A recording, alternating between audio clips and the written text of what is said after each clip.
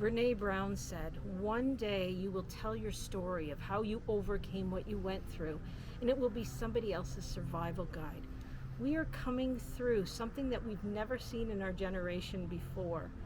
The COVID-19 pandemic, it has affected the entire world.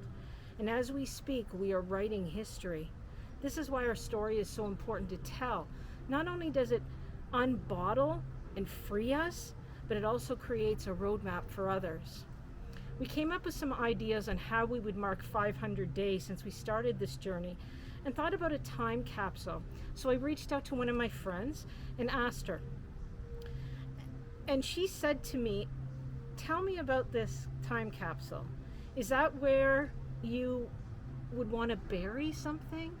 And I went, "No, not at all.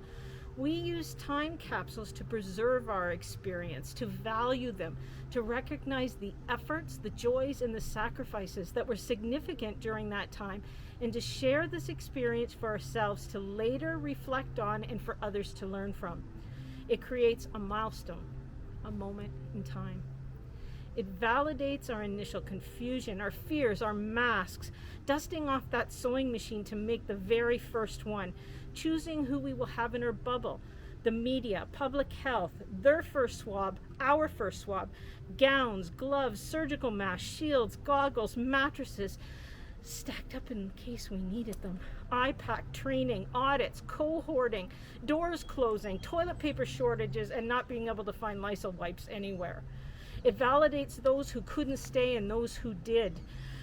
Those who came and those who are new. Agency team members who became like our own. Basic aid, screeners, and those who came back. Hospital staff who were redeployed to come and help us. It validates our hurt, despair, our guilt, our shame, longing for those we couldn't see, isolation, quarantine, 14 days, hotel stays, loneliness, feelings of stigma, skip the dishes, those who did porch drops, and Netflix.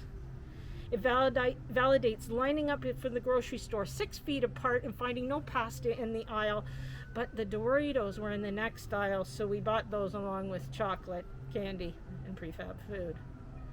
We ordered our groceries and did curbside pickups, spent too much money on Amazon, single-handedly kept Tim Hortons and Starbucks in business. We spent time with our children, played board games, took up gardening, and lived in track pants and PJs. We got a puppy. We had grads on lawns. We discovered Hello Fresh and took advantage of the discounts, and we learned to walk that dog. It validates those who set up an office at home, the children whose classes took place on a screen, whether school was on or off, and decisions on who was going to be the teacher that day. Rejig, families at windows struggling for a glimpse, schedules and shifts altered, 8 hours, 12 hours, roles changed. Rejig. Vacations canceled, hours on that phone trying to get a hold of the airline to get back our money. Rejig. Birthday parties via FaceTime, masked weddings. Do you get to kiss the bride? Deaths without funerals, goodbyes we didn't get, numbness and fog. It validates border crossings, empty roads, the green phase, the yellow phase, the orange phase, the gray phase, the red phase, the first dose, the second dose, and trying to get your senior mother to do the same. Can't read each other's lips, so we get it wrong sometimes. Moving residents from one area to another to prevent spread and then moving them back. The library becoming central supply. The signs on the lawn to honor essential workers. Residents at doorways. TV trays. Paper plates. Bearing witness to things we wished we didn't have to see. Working one more shift so your coworker could take a day off. Air hugs, high fives, team playing, belly laughing, elbow bumps, exhaustion.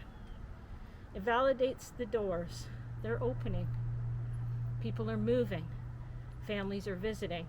And dreams are starting.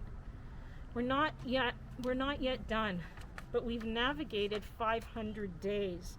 And although the pandemic is not over, we are still here. And we walk together as we always have as Riverside Glen.